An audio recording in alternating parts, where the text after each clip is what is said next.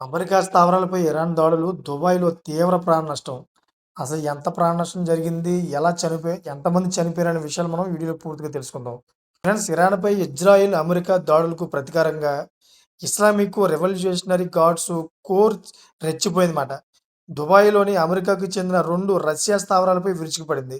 So, ఈ 2 స్థావరాలను దారుణంగా దెబ్బతీసినట్లు Islamic revolutionary guards core వెల్లడించింది. సో, ఈ 2 రహస్య స్థావరాల్లో దాదాపు 500 మంది అమెరికా సైనికులు ఉన్నారని, భారీగా ప్రాణనష్టం సంభవించిందని ఐఆర్‌జీసీ వెల్లడించడం సంచలనంగా మారిందన్నమాట. ఇరాన్‌కు మద్దతుగా ఒకవైపు హౌతీలు యుద్ధంలోకి దిగగా, ఇస్లామిక్ రెవల్యూషనరీ గార్డ్స్ కోర్ సైతం తన పోరాటాన్ని ఉధృతం చేసింది. గల్ఫ్ కంట్రీస్‌లో అమెరికా ఏర్పాటు చేసుకున్న పలు రహస్య స్థావరాలను టార్గెట్ చేస్తోంది.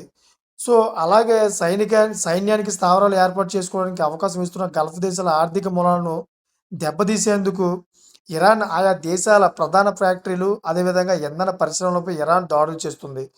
సో, తాజాగా 2 స్థావరాలపైన క్షేపణి, డ్రోన్లతో దాడి చేసినట్టు ఐఆర్‌జీసీ వెల్లడించింది.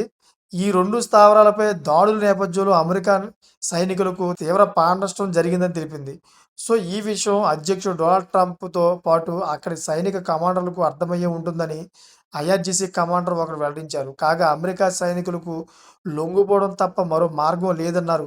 కాగా తాజా దాడుల నేపథ్యంలో గాయపడిన అమెరికన్ సైనికులను రక్షించడానికి చికిత్స అవసరమైన వారిని ఆసుపత్రులకు తరలించడానికి దుబాయ్‌లోని అంబులెన్స్‌లు గంటల తరబడి పరుగులు పెట్టడం కనిపించిందని ఇరాన్ మీడియా వెల్లడించిందన్నమాట.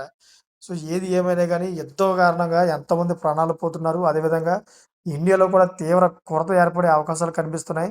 ఈ ఆయిలు, అదేవిధంగా గ్యాస్ సంబంధించినయి. ఈ యుద్ధం ఎప్పుడు అవుతుందో అప్పుడైతే అంతా శాంతి అవుతుందని నా ఉద్దేశం. మీకేమనిపిస్తుందో కామెంట్ చేయండి. అదేవిధంగా ఇటువంటి లేటెస్ట్ ఇన్ఫర్మేషన్ కోసం నా ఛానెల్ సబ్స్క్రైబ్ చేసుకోండి. Thank for watching friends.